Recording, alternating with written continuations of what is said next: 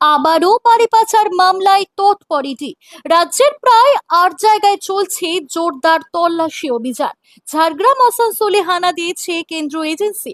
জানা যাচ্ছে লালগড় আর গোপীবল্লভপুরে অভিযান চালিয়েছে ইডি। যে সময় ইডি আধিকারিকরা পৌঁছন সেই সময়ও বালি তোলা হচ্ছিল বলে খবর।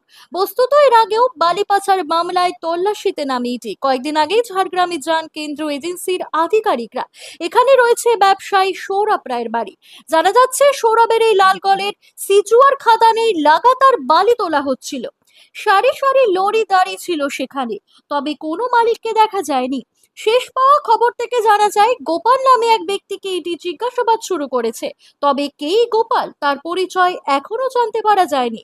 অপরদিকে আসানসোলের মুরকাশলে বালি ব্যবসায়ী মনীষ বাগারিয়ার বাড়িতেও হানা দিয়েছে কেন্দ্রীয় এজেন্সির অপর একটি দল। একই সঙ্গে কলকাতারও একটি অফিসের সন্ধান করছে এটি।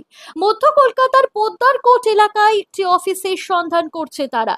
এর আগে বেহালার একটি কোম্পানিতে তল্লাশি চালিয়েছিলেন গোয়েন্দারা। পুরুলিয়া জেলা থেকে পিউষ সাবের রিপোর্ট, জনসংবাদ নিউজ ডিজিটাল।